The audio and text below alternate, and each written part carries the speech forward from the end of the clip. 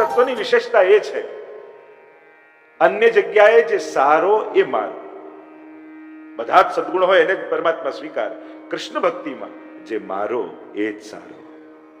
એકવાર તુલસી દલ હાથમાં લઈ હજારો દોષોથી ભરેલો જીવ જ્યારે એમ કહે છે બ્રહ્મ સમન્વયથી સમયે, હે કૃષ્ણ હું તારો છું, હે કૃષ્ણ હું તારો છું, હે કૃષ્ણ હું તારો છું. બસ જ્યારે આ 3 વાર જીવ બોલે છે ને, પછી ભગવાન એનો ભૂતકાળ ભૂલી જાય છે.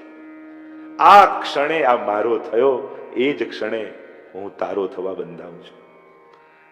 જે ક્ષણે તમે ભગવાનના થવાનો તમારું સમર્પણ એ જોવા જાઓ તો ભગવાનની તમારા પ્રત્યેની શરણાગતિ છે. તમારો સ્વીકાર કરી, અને ત્યારે કોઈ શરત પરમાત્મા રાખતા નથી. તું મારે લાયક છું કે નહીં એ ચાર્ટમાં ચકાસતા નથી પરમાત્મા. આપણે ક્ષણે ક્ષણે ભગવાન હોય તો આમ થઈ જાય, ભગવાન હોય તો આમ કરી દે, ભગવાન હોય તો આ મળી જાય. ક્ષણે ક્ષણે ભગવાન છે કે નહીં એની પરીક્ષા આપણે કરીએ છીએ, પણ તું ભક્ત છે કે નહીં એની પરીક્ષા ભગવાન ક્યારે કરતો નથી. એ તો એની ભગવત્તાના આનંદમાં રહે છે, એ તો એના સ્વીકારના સ્વભાવમાં રહે છે. આપણે તો કેટલી વાર એને ટેસ્ટ કરતા હોઈએ છીએ, વાતે વાતે, નાની નાની વાતે, અને એ સાબિત સદાય કરતો રહે. પણ એ ક્યારે સેવા કરતા તમે ફરિયાદ કરી શકો કે સેવા કરવા બેસીએ ને અમારું મન ભટકે. તમારું ભટકી શકતું હશે, પણ તમે સેવામાં હો ને ત્યારે તમારા ઠાકોરજીનું મન તો તમારામાં જ હોય છે. એનું મન તમારાથી ક્યારે ભટકતું નથી. એનો નિરોધ તો તમારામાં થયેલો જ છે. આ કથા તો આપણા નિરોધની છે, ભગવાન સુધી જોડાવાની. આ દશમસ્કંદની કથા એ પરસ્પરના નિરોધની કથા, કે હું બધું ભૂલું ને તારો થઈ જાઉં. ભગવાન કે જે દિવસે તું બધું ભૂલીને મારો થઈશ, એ દિવસે હું મારી ભગવત્તા ભૂલીને તારો થઈ જઈશ. ભગવાનનું મહાત્મ્ય એમાં જ છે.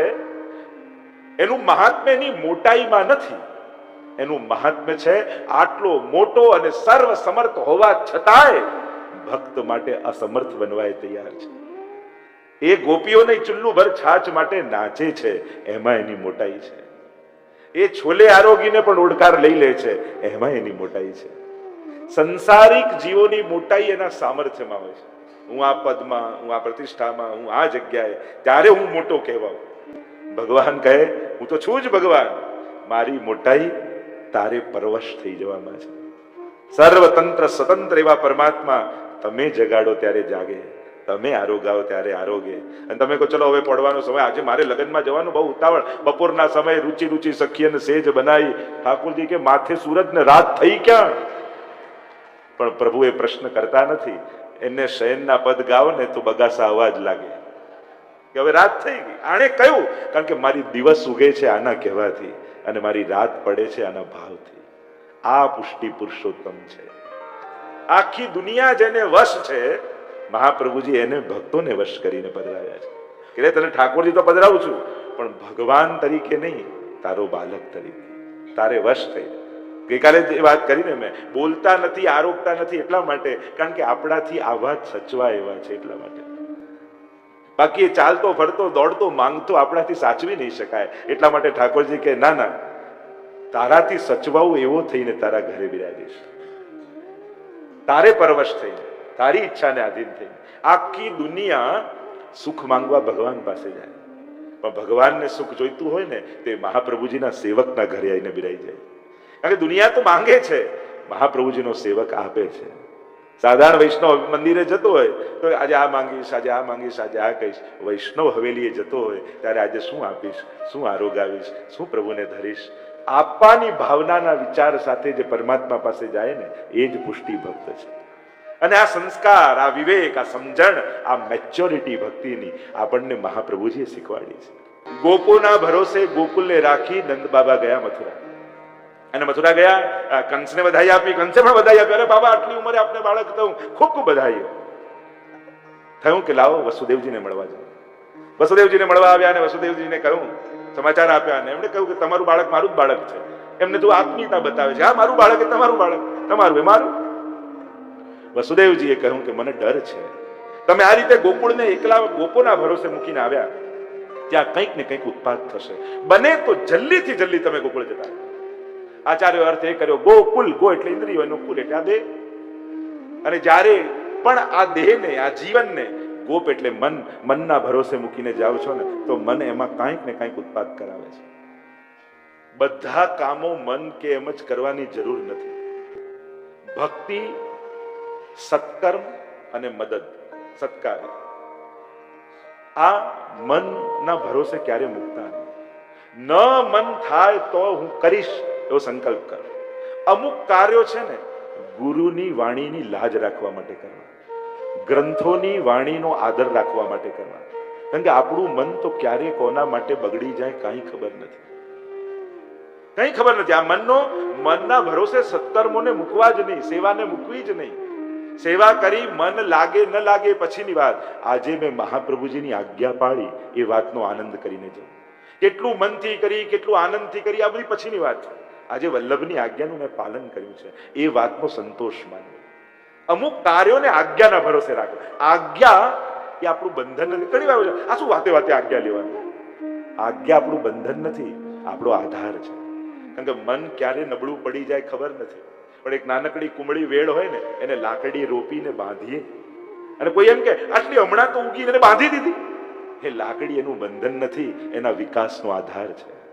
દેખાય દૂરથી બંધન પણ હોય વિકાસ માટેનો સૌથી મોટો ટેકો.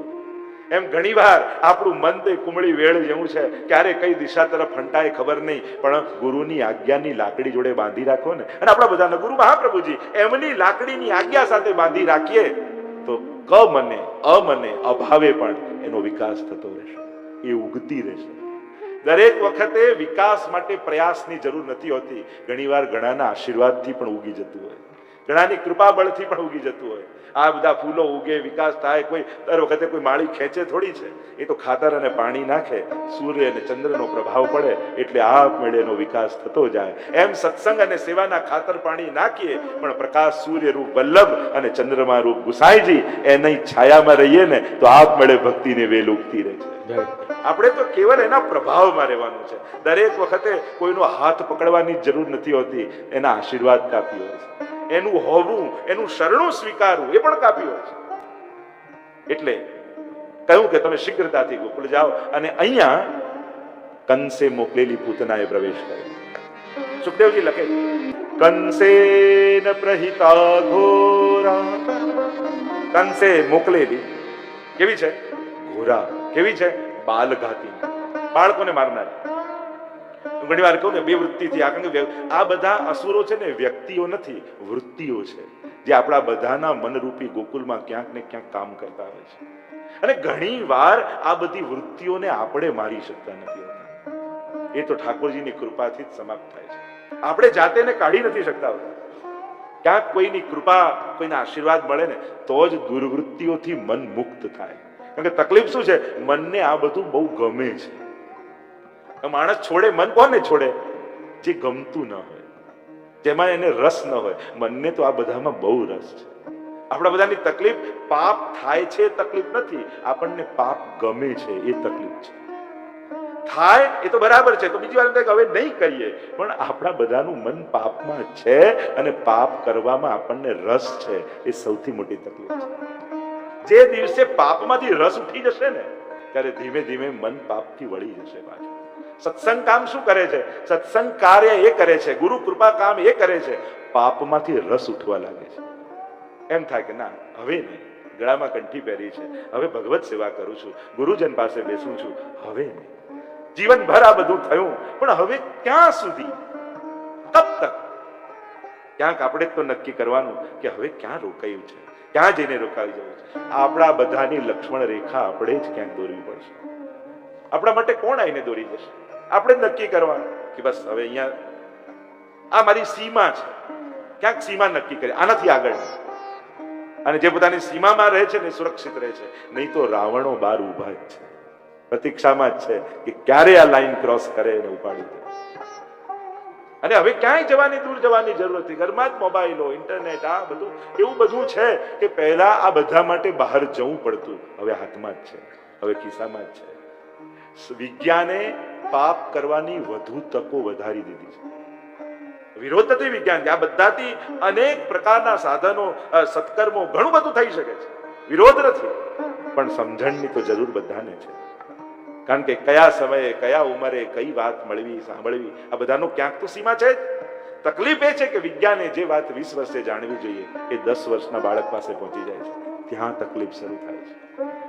સમયથી પહેલા મળવા લાગે, સમયથી વધારે વહેલો મોટો થઈ જાય. તકલીફ એ છે આજે કલિયુગે આજે બાળક પાસે બધી જ સુવિધા છે પણ બાળપણ જતું રહ્યું છે, નિર્દોષતા જતી રહે છે.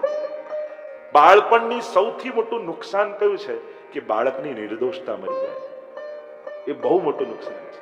આજે યુવાન પાસે શક્તિ છે પણ તકલીફ સમજણની છે કે શક્તિનો ઉપયોગ ક્યાં કરવો, અને એટલા માટે પોતાની શક્તિ પોતાના નાશ માટે વાપરી દે છે. આજે વૃદ્ધાવસ્થા પાસે વૃદ્ધો પાસે બધું જ અનુભવ આદિ બધું જ છે, આસક્તિ જતી નથી, અનાસક્તિનો અભાવ છે. અને અનાસક્તિ ન હોવાને કારણે પોતે જ ઉભો કરેલો સંસાર એના જ દુઃખનું કારણ બની જાય છે. કારણ કે હવે કેમ થશે, આનું શું થશે, કોઈને કાંઈ પડી ન હોય પણ આ બેઠા બેઠા ચિંતામાં હોય. આસક્તિ છે. ધીમે ધીમે ધીમે અનાસક્ત થવું જોઈએ. બધા બધાનું કરશે. દરેક વ્યક્તિ એનું ભાગ્ય લખાવીને જ લાવે છે. એટલે તમે એના ગાઈડ બનો, એના માર્ગદર્શક બનો, એના ભાગ્ય વિધાતા બનવાની કોશિશ ના કરો. તમે એનું નસીબ નથી લખી શકતા, તમે એને મદદ કરી શકો છો, તમે એને ઉપયોગી થઈ શકો છો, તમે એને માર્ગદર્શન આપી શકો છો, પણ એનું ભાગ્ય લખવાની તાકાત તમારામાં નથી. એટલું તો સમજી જ લેજો. અને એટલે જો ભાગ્ય વિધાતા બનવાનો પ્રયાસ કરશો ને તો દુઃખ સિવાય બીજું કાંઈ જીવનમાં નહીં. એટલે ક્યાંક કોઈ ક્ષણે ધીમે ધીમે અનાસક્ત ભાવ, આ 3 વસ્તુ કેળવવાની જરૂર છે. અને પ્રભુએ 3 વસ્તુ સાબિત કરીને બતાવી છે. જ્યારે બાળપણ છે તો કેવી નિર્દોષતા, બ્રહ્મ હોવા છતાં એ માટી ખાય, ચોરી કરે, માખણ ખાય, ખેલે, નાચે, કૂદે. કૃષ્ણની નિર્દોષતા જ એનું આકર્ષણ છે, બાળકની નિર્દોષતા જ એનું આકર્ષણ છે. તમે એને ગમે તેટલું ભણાવી ગણાવી ફરાટ ઇંગ્લિશ ફરાટ સંસ્કૃત ફરાટ કરતો બોલાવશો પણ એ પ્રભાવિત કરી શકશે, આકર્ષિત નહીં કરી શકે. એનું તોતલું બોલવું ને એમાં જ એની બાલિશતા છે, એમાં જ એનું બાળપણ છે, એમાં જ વહાલ છે. અરે બચ્ચું તો ગર્ધબનું હોય, સિંહનું હોય કે મનુષ્યનું, બચ્ચા તો બધાના વાલા લાગે. મોટા થઈને ભલે આપણને ના ગમે, આ તો ગર્ધબ છે, આ તો આમ છે, પણ એનું બચ્ચું આવે તો વાલ કરવાની ઈચ્છા. એની નિર્દોષતા એનું આકર્ષણ છે. એટલે બાળકની નિર્દોષતા ન મરે એના માટે સમાજ સાવધાન રહે.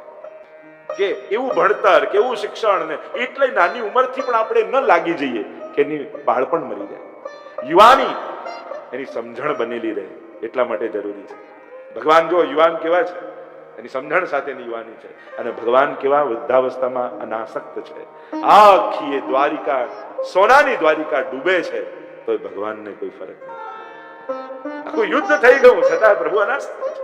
તો કૃષ્ણના તો જીવનના દરેક પાસાઓ, ચરિત્રના દરેક પાસાઓ, એને મોટિવેશનલ સ્પીકરને કૃષ્ણ ગમે, એ કોઈ ઇકોનોમી વાળો હોય એને કૃષ્ણ ગમે, કોઈ પોલિટિશિયન હોય એને કૃષ્ણ ગમે, કોઈ વૈરાગી ને સંન્યાસી હોય એને કૃષ્ણ ગમે, ને કોઈ સંસારી હોય એને કૃષ્ણ બહુ ગમે. કૃષ્ણની બહુ પ્રતિભા એ જ છે કે દરેકનો પ્રિય થઈ શકે છે, બધાની ભીતર પોતાના માટેનું આકર્ષણ પેદા કરી શકે. એ જ કૃષ્ણ. કર્ષતિ ઇતિ કૃષ્ણ. જે કર્ષણ કરે છે એ જ કૃષ્ણ છે. અહીંયા પૂતનાએ પ્રવેશ કર્યો. વિચાર કર્યો કે આમાં કંસનો શત્રુ હું ક્યાં ગોતવા જાઉં. સ્તન પર વિષ લગાડ્યું, થયું કે જે નવજાત બાળક હોય એને દૂધ પીવડાવીશ, મારી નાખીશ, અને પ્રાણોના કર્ષણ કરી લઈશ. પૂતનાએ માર્યા એવું નથી, બાળકોના પ્રાણ ખેંચી લીધા પોતાની ભીતર. એવા પ્રકારથી આવી પૂતના. અને પાન કરાવતી કરાવતી આવી છે અને નંદાલય દેખાય. મોટો દ્વાર. કોઈ સમાચાર આપ્યા, નંદ બાબાને ઘરે બાલક થયું છે. અને પૂતનાને મળ્યો મોકો, અંદર પ્રવેશ કર્યો. સુંદરીનું રૂપ લઈને આવી છે. અવિદ્યા. મહાપ્રભુજી કહે આ અવિદ્યા પૂતના છે ને 5 પર્વા છે, એના 5 પર્વ છે. મૂર્તિમંત અવિદ્યાની મૂર્તિ જ પૂતના છે. અને અવિદ્યા એટલે શું? હું ને મારું, મેં અરું મોર તોર તે માયા. મારું ને તારું એ જ અવિદ્યા છે. એ જ માયાની જાળમાં ફસાયેલો છે. માયા એટલે શું? માયાને જાળ કહીએ ને. અને આજે જાળ તો બધા પાસે છે ને, નેટ છે ને બધાના મોબાઈલ પર. જાળને શું નેટ જ કહીએ ને, બધા ફસાયેલા છે. હમણાં કલાક જો નેટ બંધ થઈ જાય તો બધા વ્યાકુળ છે. ફસાવું ગમે છે આપણને. એવી જાળ છે. માયા કોને ન ગમે? અતિ પ્રિય છે દરેક. અને આ અવિદ્યા રૂપ પૂતના આવી, સુંદરીનું રૂપ લઈને આવી છે. 5 પર્વા છે, એના 5 પર્વ. આ જુદા જુદા અસુરો આવશે ને હવે, એ આ માયાના જ પર્વ છે, અવિદ્યાના જ પર્વ છે. દેહાધ્યાસ, પ્રાણાધ્યાસ, ઇન્દ્રિયાધ્યાસ, અંતઃકરણાધ્યાસ અને સ્વરૂપ વિસ્મૃતિ. આ 5 અધ્યાસ રૂપ પૂતના છે. સુંદરીનું રૂપ લઈને પ્રવેશ કરે છે નંદાલયમાં. ભગવાન ચોકમાં, યશોદાજી નંદાલયના ચોકમાં લાલનને ગોદમાં લઈને બેઠા છે અને પૂતના પ્રવેશી રહી છે એમ ખબર પડતા જ પ્રભુએ નેત્રો બંધ કરી લીધા. અને પૂતના આવી. અનેક અનેક આચાર્યો, સંતો, મહાત્માઓએ અર્થઘટન કર્યા કે ભગવાને નેત્ર કેમ બંધ કરી લીધા.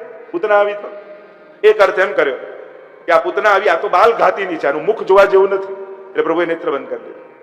એક અર્થ એમ કર્યો કે આ પયપાન કરાવવા આવી છે. મારી માં કેટલી, યશોદા, દેવકી, રોહિણી, તો આ ચોથી માં છે કે જે પયપાન કરાવવા આવી છે. એક અર્થ એમ કર્યો કે આ તો પુષ્ટિ પુરુષોત્તમ છું તો. અને પુષ્ટિ પુરુષોત્તમનો સ્વભાવ એવો હોય, એ જીવના દોષો સામે ન જુએ પણ કેવલ ગુણનું ગ્રહણ કરે. તો આ પૂતના વિષ લગાવીને આવી, એ વિષ લગાવવું દોષ છે, પણ પયપાન કરાવવું એ ગુણ છે. મારે દોષ જોવા નથી, મારે કેવલ ગુણના ગ્રહણ કરવા છે. એટલે પ્રભુએ નેત્રો બંધ કર્યું. એક અર્થ એમ કર્યો કે ભગવાન મહાદેવજીને યાદ કરે કે અરે માખણ મિશ્રી ખાવા બ્રજમાં આવ્યો છું, આ વિષપાન કરવા આવ્યો છું. વિષપાન કરવું તો આપનું કામ છે, આપ આવો પીઓ. એક અર્થ એમ કર્યો કે પૂતના આવી ખરા, અને પ્રભુ વિચાર કરે છે આને કઈ ગતિ આપીશ. પયપાન કરાવવું એ માની ક્રિયા છે અને વિષ લગાવવું એ પાપીની ક્રિયા છે. મનમાં દોષ છે, ક્રિયામાં વાત્સલ્ય છે. જો ઘણીવાર વૈષ્ણવ કહેતા સેવામાં મન જ ના હોય, પાઠમાં મન જ ના હોય, પછી સેવા કરવાનો શું અર્થ, પછી શું ફળ મળે, ભટકતું મન હોય તો શું કામ. જો પૂતના ના મનમાં શું હતો, અભાવ નતો, કુભાવ હતો. અભાવ તો સારો કહેવાય, મારવાનો ભાવ હતો, પણ એની ક્રિયા કેવી હતી, માં જેવી. તો ભગવાને એને કઈ ગતિ આપી, માની. ધાતૃચિતામ તતોન્યમ કંબા દયાલુ શરણમ બ્રજેમ. ધાતૃચિતા, માની ગતિ આપી. ભગવાને એના મન સામે ન જોયું, કારણ કે ભગવાન જો ઉત્તમ હોય ને એને જ જોયું. અત્યારે ઉત્તમ હતી ક્રિયા, એટલે પ્રભુએ ક્રિયા જોઈ અને માની ગતિ આપી. એમ વૈષ્ણવો કદાચ અભાવે અને ભટકતા મને પણ મહાપ્રભુજીની આજ્ઞા પ્રમાણે સેવા કરશો ને, કારણ કે જે ક્રિયા છે ને એ વ્રજભક્તોની ક્રિયા છે, તો ઠાકોરજી પણ મન સામે નહીં જોયે, તમારી વ્રજભક્તોની ક્રિયા જોઈ તમને વ્રજભક્તો જેવું ફળ ઠાકોરજી આપશે. કારણ કે અહીંયા પણ માની ક્રિયા જોઈને કૃપા કરી છે, મન જોઈને કૃપા નથી કરી. એટલે કમથી કમ પૂતના જેવું મારી નાખવાનો ભાવ તો આપણી ભીતર નથી. હા, સંસારમાં ભટકતું મન છે, તો કુભાવને પણ આવી કૃપા કરતા હોય તો અભાવવાળા પર તો કૃપા ચોક્કસ ઠાકોર. અને એટલા માટે પ્રભુની સેવા, ભક્તિ, માળા મન ન હોય તોય કરવું, અભાવે પણ કરવું. ઘણી વાર જોબ પર તમે જાઓ, બિલકુલ મન કામ કરવાનું ન હોય, પણ 4-5 જઈને બેસો પગાર મળે કે નહીં, એમ અભાવે પણ બેસશો ને, ઠાકોરજી તમને નથી જોતા, તમારી ભીતર રહેલા વ્રજભક્તને જોવે છે. ઠાકોરજી તમને નથી જોતા, તમારા ગળામાં રહેલી મહાપ્રભુજીને કંઠીને જોઈને કૃપા કરે છે. એટલે પ્રભુએ કૃપા કરીને માની ગતિ. એક ભાવ એ કર્યો કે પૂતના આવી, પ્રભુને ખબર પડીને પ્રભુએ નેત્રો બંધ કરી લીધા. ભાવ એ કર્યો કે ભગવાન દર્શન બધાને આપે છે, દ્રષ્ટિ બધાને આપતા નથી. નાથદ્વારામાં રોજ હજારો લોકો દર્શન કરી જતા હશે, પણ શું શ્રીનાથજી બધા સામે જોતા હશે કે? દ્રષ્ટિ કોના પર પડે, અને દ્રષ્ટિ પડી એ ખબર કેમ પડે? આપણે તો અનેક અનેક લક્ષણો આપ્યા છે. જયારે સેવા કરતા હો, યા પ્રભુના દર્શન કરવા ગયા હો, અને દર્શન કરતા જ આપમેળે હૃદય ભાવુક થવા લાગે અને આંખોમાં જળજળિયા આવવા લાગે ને, તો માનજો અત્યારે ઠાકોરજી તમને જોઈ રહ્યા છે. જે દિવસે પ્રભુના દર્શન કરતા હો, બીજો અર્થ, અને એ દિવસે પ્રભુ માટે કોઈ અલૌકિક મનોરથ જાગે દર્શન કરતાની સાથે જ, ત્યારે માનજો ઠાકોરજીએ સામે જોયું છે. ત્રીજું લક્ષણ, જે દિવસે પ્રભુની દ્રષ્ટિ સન્મુખ તમે દર્શન કરતા હો અને તમારા કરેલા પાપનો તમને પશ્ચાતાપ થવા લાગે કે આજે પ્રભુ સન્મુખ ઉભો છું, કેવા કેવા કર્મો મારાથી થયા છે, પ્રભુ ક્ષમા કરજો, પ્રભુ હવેથી આવું નહીં કરું, એવો ભાવ હૃદયમાં જાગવા લાગે ને, તો માનજો અત્યારે ઠાકોરજી તમને જોઈ રહ્યા છે. દર્શન કરતા હો અને ઠાકોરજીના દર્શન કરતા કરતા એ દિવસે શ્રીનાથજીનું મુખ મહાપ્રભુજી યાદ અપાવનારું લાગવા મળે, ત્યારે માનજો શ્રીનાથજી સામે જોઈ રહ્યા છે. એ દિવસે વલ્લભની યાદ આવવા લાગે કે શ્રી વલ્લભની કેવી કૃપા મારા પર છે. આજે શ્રીનાથજીની સન્મુખ ઉભો છું, ઠાકોરજીની સન્મુખ ઉભો છું, ત્યારે માનજો અત્યારે ઠાકોરજી જોઈ રહ્યા છે. જે દિવસે તમે વર્ષોથી જે મનોરથ પૂરા કર્યા હોય, અને એ જ મનોરથમાં આવીને કથા હોય કે ઠાકોરજીનો મનોરથ હોય, અને તમે પોતે બેઠા બેઠા તમને વિચાર આવે કે કેટલા સમયનો મનોરથ આજે ઠાકોરજીએ પૂરો કર્યો, અને હૃદય ભાવુક થાય, માનજો ઠાકોરજી તમને જોઈ રહ્યા છે. ઘણી વાર કે આપણે ઠાકોરજીને યાદ કરીએ ને આપણા તો હૃદયમાં જળજળી આંખમાં આવે, પણ ઠાકોરજી આપણને યાદ કરતા હશે ક્યારે? અને યાદ કરે તો ખબર કેમ, જો આપણે બેઠા બેઠા પ્રભુને યાદ કરીએ, આવું વૈકુંઠમાં કે ગોલોકધામમાં શ્રીનાથજીને આપણે યાદ, એ પેલા મુંબઈમાં ત્યાં સાઉથ મુંબઈમાં પેલા છાયાબેન રહે છે, એમ ઠાકોરજીને યાદ આવતું હશે, પેલા સંજયભાઈનો પરિવાર એમ યાદ આવતું હશે. કેમ ખબર પડે યાદ કર્યા આપણને ઠાકોરજીએ? તો કે જ્યારે જ્યારે આવા કથાના ક્ષણ મળે ને તો માનવું ઠાકોરજી આપણને યાદ કર્યા, પ્રભુ આપણને સ્મરણ કર્યા છે, અને એટલે આપણા મનોરથો ઠાકોરજીએ પૂરા કર્યા. ખાલી વ્યવસ્થાથી નથી થતું વૈષ્ણવો, આ બધું તો ભગવત કૃપાથી જ સંભવ થાય છે. ખાલી વ્યવસ્થાઓ ઘણા એવા છે કે વ્યવસ્થાઓ કરીને બેઠા, નથી થતું નથી થતું. તો આ પ્રભુની કૃપા થાય. લૌકિક પ્રસંગો કદાચ આપણી વ્યવસ્થાથી થઈ શકે, અલૌકિક ઉત્સવો તો એની ઈચ્છા થાય ને ત્યારે જ થતા હોય છે. અને હૃદયથી કહું તો પ્રભુ દર્શન બધાને આપે, દ્રષ્ટિ બધાને આપતા નથી. એમ તો પ્રભુની દ્રષ્ટિમાં જ અમૃત છે. પૂતનાએ જ્યારે પ્રવેશ કર્યો ને પ્રભુએ નેત્રો બંધ કરી લીધા. ભગવાન જલ્દી કોઈને દ્રષ્ટિ આપતા નથી, કારણ કે જેના પર દ્રષ્ટિ પડે એના તો સઘળા કાર્યો સિદ્ધ થઈ જાય. અહીંયા અનેક અનેક કારણોની ચર્ચા આવી. જોયા સુંદરી રૂપે પૂતનાને બોલાવ્યા, સ્વાગત કર્યા, યશોદાજીએ નજીક બેસાડ્યા. થયું કે ક્યાંકની રાણી લાગે છે. અલગ મલકની વાતો કરવા લાગી પૂતના. થયું ક્યાંકની રાણી મારા લાલનના દર્શન કરવા આવી છે. વાત કરતા કરતા કંઈક કાર્ય યાદ આવ્યું યશોદાજીને. કહ્યું કે થોડી વાર લાલનને સાચવશો, હમણાં હું ગૃહ કાર્ય કરીને આવું. અને આપી દીધા પૂતનાને. અને જ્યાં આપ્યા, જો મહાપ્રભુજી વાર્તા સાહિત્યમાં હરિરાયજી, ગોકુલનાથજી આદા આચાર્યો આજ્ઞા કરે છે, આપણા પ્રભુને ક્યારેય પણ કોઈના ભરોસે મૂકી દેવાની. અને કદાચ ક્યાંક પધરાવવા પડે ને તો ફોન કરીને પૂછતા રહેવું, અને જેને ફોન કરે એને ખોટું નહીં લગાડવું. પાછું અમારા પર ભરોસો નથી, ઘડી ઘડી ફોન કરે. અરે આનો ભાવ છે. અત્યારે તો વ્યવહાર જગત એટલો વધી ગયો છે કે કોઈને ભાવ પ્રગટ કરતા ડર લાગે છે, કારણ કે આ ક્યાંક આમાંય લૌકિક અર્થ ન કાઢી. પદ્મનાભદાસજીની વાર્તામાં આવે છે, પેલો યવન ઉપાડી ગયો અને 3 દિવસ સુધી એમણે ઉપવાસ કર્યા કે જ્યાં સુધી ઠાકોરજી ન મળે ત્યાં સુધી અન્ન જળનો ત્યાગ કરીશ. અને ત્યાં ભાવ પ્રકાશમાં લખ્યું, બને તો પ્રભુને કોઈના ભરોસે નહીં પધરાવવા, અને કદાચ પધરાવવા પણ પડે તોય ઠાકોરજીની ખબર પૂછતી રહેવી કે અમારા ઠાકોરજી આનંદમાં તો બિરાજે છે, પ્રભુ પ્રસન્નતામાં તો છે. તો આપણે ત્યાંના વિવેક છે. અને હા, સંજોગ એવા હોય તો પધરાવવાય પડે. અને કોઈ વૈષ્ણવ અને જેને ત્યાં બિરાજતા હોય એને પણ મારા ઠાકોરજી મોટા ને એના નાના ને આ તો માલિક ને તો મહેમાન, આવા લૌકિક વ્યવહારોના ભાવથી ક્યારેય નહીં જોવા. આપણે તો આપણી લૌકિકતા પ્રભુમાં, અને ઘણી વાર તો એટલો બધો અતિરેક કરે, હું મારા ઠાકોરને ક્યાંય ન બતાવું ને આમ ન કરું ને પેલું ના કરું, કોઈ જોવા ના દઉં. આપણે ત્યાં નંદગ્રહ છે, કારાગ્રહ નથી. એટલે બહુ સિદ્ધાંતોના અતિરેકમાં તમારા ઘરને પ્રભુનું કારાગ્રહ ના બનાવી લેતા, એને નંદગ્રહ બનાવીને આનંદે કરવા દેજો. વાર્તા સાહિત્ય વાંચો તો બધા ખુલાસા છે. પણ ઘણી વાર ઘણી વસ્તુનો અતિરેક થઈ જાય તે પ્રભુને પણ બંધન કરતા અને ભારરૂપ બની જતો. આપણા આત્મીયજનો, આપણા સ્વજનો છે, આપણા જ વૈષ્ણવો છે, તો ત્યાં તો બધા ભાવ છે. તો પ્રભુ માટે આ મિશ્રીના ઠાકોરજી, આ અંસકડીના ઠાકોરજી, આ સખડીના ઠાકોરજી, આપણને મિશ્રી, અંસકડી અને દૂધઘર ને આ બધું યાદ રહે છે. મહત્વનો શબ્દ તો ભૂલી જ જઈએ છે, ઠાકોરજી. ઠાકોરજી શબ્દ ભૂલી જાવ, પેલું બધું યાદ રહે. મારા તો સકડી નહીં, મિશ્રી વાળા તું આમ રહે, એ અંસકડી વાળાને આમ પધરાવવાના. આ રીતે ઠાકોરજીમાં પણ આપણે પહેલા તો ભોગનો વિવેક હતો કે અંસકડી સકડી આ બધું એક સાથે ન પધરાવાય, અલગ અલગ પધરાવતા, એટલે ઠાકોરજી પધરાવતા. પણ આ બધું કાંઈ ખબર ના હોય, પણ પેલું ખબર હોય. અને એટલા માટે ઘણીવાર આચાર વિચારનો અતિરેક, સિદ્ધાંતનો અતિરેક, અનન્યતાનો અતિરેક ક્યાંક આપણને પુષ્ટિ માર્ગ મહાપ્રભુજી અને શ્રીનાથજીથી દૂર ન કરી દે, એની સાવધાની બધાએ રાખવાની જરૂર છે. કારણ કે કોઈ પોતાના લૌકિક સાધવા માટે આપણને ધર્મના રસ્તેથી ભટકાવી ન દે, એની સાવધાની તો બધાએ રાખવાની છે. પોતાનું પ્રભુત્વ, પોતાની મહત્તા સ્થાપવા માટે ઘણીવાર મહાપ્રભુજીને શ્રીનાથજીથી કોઈ દૂર કરી દે તો ક્યાંક તો સાવધાની રાખવી પડશે, કોઈક જગ્યાએ તો જાગૃત રહેવું પડશે. અને એટલા માટે ઠાકોરજી શબ્દ મહત્વનો છે. એ ભૂલો છો ત્યારે અપરાધ થઈ જાય છે.